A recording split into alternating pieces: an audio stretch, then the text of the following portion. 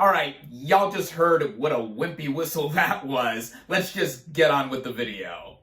What is up, everybody? Random Man here, bringing you my review for the film adaptation of The Hunger Games, The Ballad of Songbirds and Snakes. Based on the 2020 novel of the same name by Suzanne Collins, the plot of this dystopian action film follows the events that eventually led a young Coriolanus Snow, played by Tom Blythe, down the path to becoming the tyrannical leader of Panem, including his relationship with the Hunger Games tribute Lucy Gray Baird, played by Rachel Zegler, during the year of the 10th Hunger Games.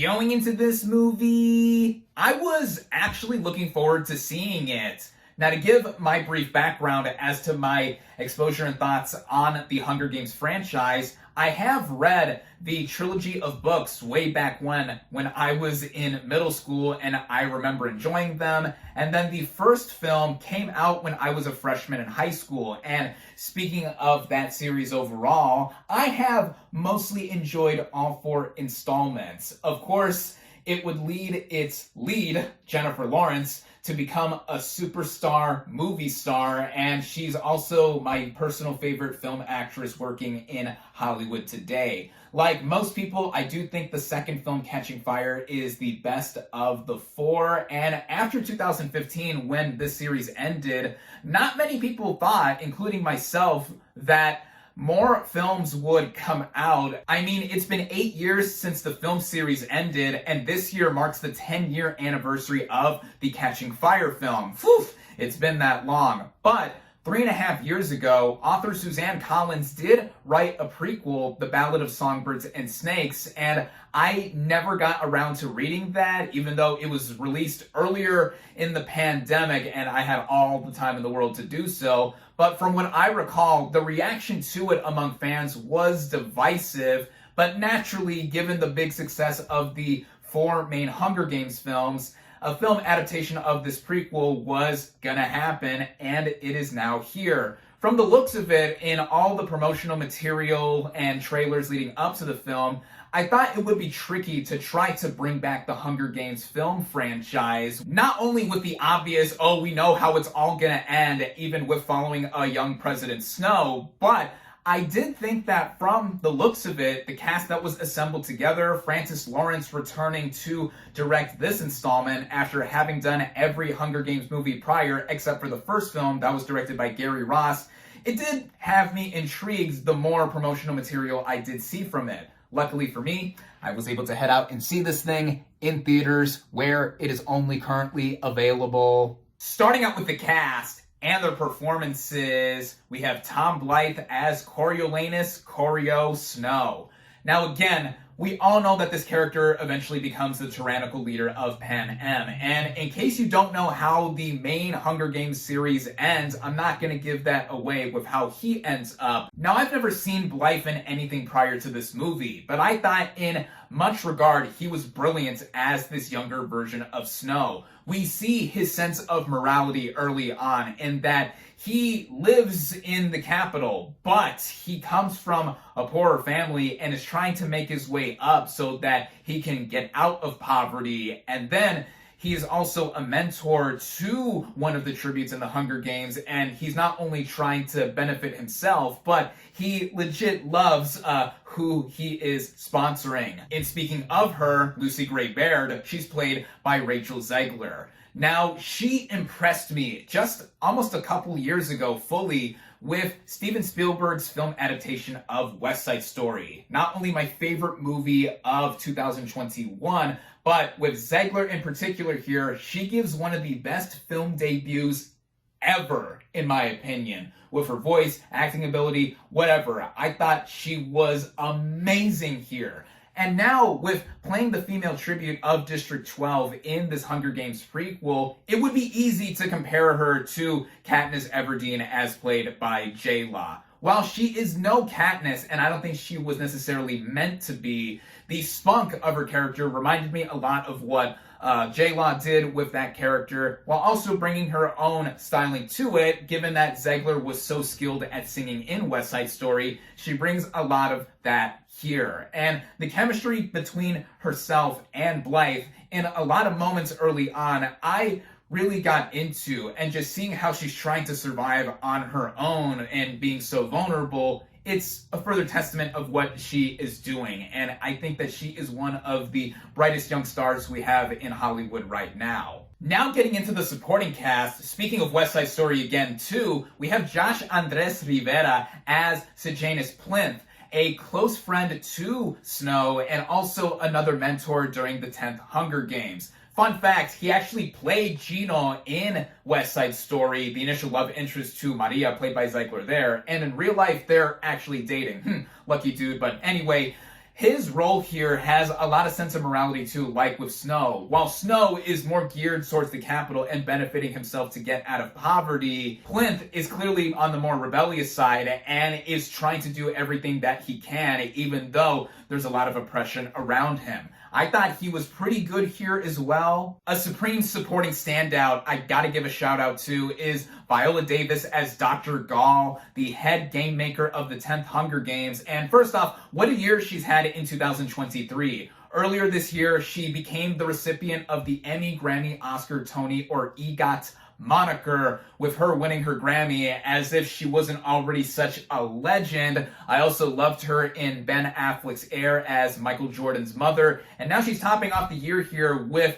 one of her more deliciously evil roles that I could tell she was relishing in playing here. I've not seen her be this vile in any other movie thus far from my recollection. Also on the more evil side here is Peter Dinklage as Cass Highbottom, one of the minds behind the Hunger Games, and there are shades of his Tyrion Lannister from Game of Thrones here, and he is at odds quite a bit with Snow in this movie, and Dinklage is such a class act, just like Viola Davis. So here, I thought that he gave a strong turn as well. Jason Schwartzman plays Lucky Flickerman, who is a descendant of Stanley Tucci's Flickerman from the main Hunger Games films. Both of them are the hosts of the games, with Lucky specifically being the host of the 10th Hunger Games, of course, and he captured a lot of the same charm and showmanship that Tucci would give to the future Flickerman. And then lastly, I want to mention Hunter Schafer as Tigress Snow, the older cousin to Corio, who doesn't have a lot of screen time here, but I think the screen time that she does have gives a lot of the center or grounding to Coriolanus in terms of being about trying to get their family to get out of poverty and be more in the capital, in the higher ranks. And yeah, Schaefer, I loved her as Jules on Euphoria, and I can't wait to see her in more films. So all in all, I think the performances here were proficient. Getting into the screenwriting here, again, I've not read the book this movie is based on, so I'm just approaching this as a movie and not an adaptation. But I think the way it is set up is similar to what was done with the first two Hunger Games films. But now, of course, in the perspective of a character who would eventually become one of the big players in the main series. We do get set up as to where Snow comes from, living in the capital, but not being as privileged as a lot of other people living there. And then with the advent of the 10th Hunger Games, him becoming a mentor to the female tribute from District 12, Lucy Gray Baird, there's a dynamic here instantly to where he is trying to see her as a way out, or at least rising through the ranks of wealth and seeing her become the victor of the games while also falling in love with her. And I think that this initially created a lot of suspense here. Again, as someone who's never read the book, I think that with how the games are initially set up too, and the world building back to Pan Am, but way earlier on in this timeline, that is what got me suckered in with its illustrious immersion. The film also follows a distinct 3-act structure, where it's divided into 3 parts, with the first one dealing with the setup and us getting to know Snow a bit, and also to an extent Baird and having them prepare for the games. The second part is the actual Hunger Games Battle Royale itself. And then the third is the aftermath of that event and how it all comes together initially. The first two acts in particular create a lot of the same dynamic and feel that the earlier Hunger Games films have brought. And specifically here, again being a prequel, it is set 64 years before Katniss Everdeen volunteers as tribute. So again, going into the world building, it was quite engaging to see how primitive the technology is for Panem decades before Katniss would become the Mockingjay. And I think that also adds on to where the games themselves are brought on to a more brutal extent. Part of that is due to the directing by Francis Lawrence, which immediately, in comparison to the first Hunger Games film, which was purposely shaky and shot handheld style to obscure some of the bloodier moments with kids killing kids, if that's not horrifying enough. This film doesn't shy away from that, and it's also noticeable that this has one of the higher budgets of the series overall. So we have a lot of wide shots in the action taking place, and it doesn't shy away or skirt around with the editing. It's not as bloody, but it doesn't skimp on the violence as well, with people getting hit and just fighting in this more archaic looking arena. With all of that too, the pace is mostly kept up, as this is by far the longest running film in the Hunger Games franchise at just under 2 hours and 40 minutes. And again, for the first two acts, it really does have a lot of movement towards it in its flow. By the time we get through the Hunger Games themselves, it was quite something to have viewed altogether. Then when it gets to the third act, and a lot of people have been pointing this out in particular, it does feel like it is a different, just all-around narrative that is put here after the fact of the 10th Hunger Games happening and seeing the victor, and without giving anything away, what happens with Snow in particular. I don't necessarily think it drags, as I think it's similarly timed to the first two acts, but when we get a lot more in depth as to how Snow does turn and has less of a lighter side, I think the movie ironically rushes some of that as well. It is as if the movie is not getting spaced out enough, and also how he is personally affected by Lucy Gray Baird and their relationship, and having it all happen, more specifically about the last 15 to 20 minutes or so, I thought that it was oscillating to the point to where I was being puzzled as to how it was gonna conclude and just feel on its own as a film. I do think this film does stand alone quite well, and as a prequel, it does a better job than a lot of other prequels, I feel, because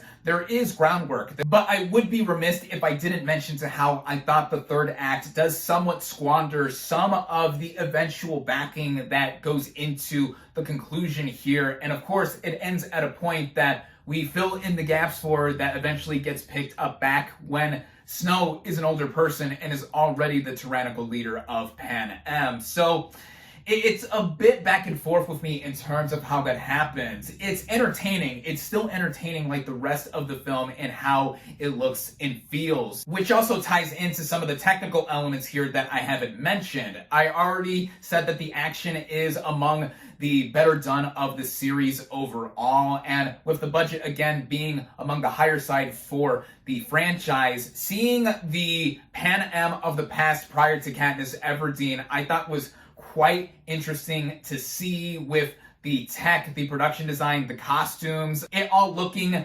retro-futuristic or some kind of mix of both, and seeing the distinct divide between District 12 specifically, as it was also spotlighted in the earlier movies, and then the capital being more lavish and going into more of the high society points of this place. The music I have to give a big mention to as well, as it's a key part of the movie, not just necessarily the original score by James Newton Howard, who has now composed all 5 of the Hunger Games movies thus far. There are some similar sounding motifs or reprises reminiscent of what he did with the first 4 films from what I recall, but the individual original songs for this movie, mostly performed by Rachel Zegler, I think stand out.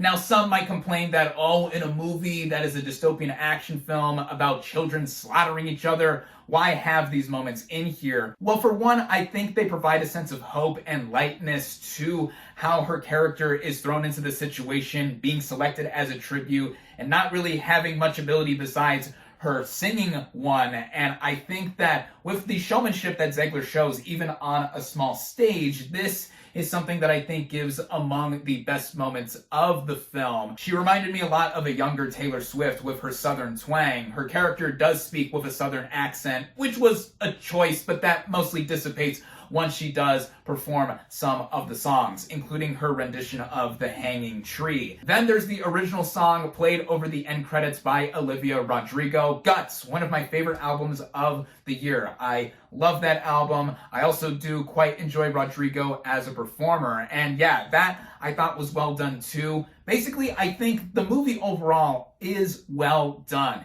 even with the negatives I've mentioned and how the third act does play out and how it feels so stark in contrast to what we have seen in the first two acts. I don't think it's enough to entirely weigh this movie down completely. There are moments of foreshadowing and hints or nudges towards the future of the franchise once Katniss Everdeen is born and volunteers as tribute. And I think fans of the franchise will get a lot more of what they have enjoyed from the past films with this movie. According to those who have read the book too, even with what happens in the third act, it is accurate or faithful to what happened in the book, so I'm not necessarily one to completely judge from there, aside from how it is in terms of a film narrative. But all in all, I enjoyed The Ballad of Songbirds and Snakes. In comparison to the prior four movies, from my recollection, it's been a while since I've seen these movies, I would say that it's better than the first film, at least on a technical and action scale alone. And then it's better than the third one because this movie is not hampered by ending on a cliffhanger, in the third movie being part one of two there. So I guess for now, I would put this somewhere in the middle of the movies, as Catching Fire is still my favorite one and at the top. And to compare it to Francis Lawrence's prior work directing-wise, I do think this is a stronger movie than 2018's Red Sparrow, also starring Jennifer Lawrence. I thought this movie was just okay. Well, then if you think it's only okay, why do you own this movie? Well, I did legit love Lawrence in it, and there were some aspects that I thought were quite intriguing, so shh. Will we see more Hunger Games on film? Only time will tell, and with how this movie performs here, if we're going to eventually focus on individual games, that would be something neat to probably explore. But for the time being, with The Ballad of Songbirds and Snakes, I recommend it. My final verdict for The Hunger Games, The Ballad of Songbirds and Snakes is 3.5 out of 5 stars.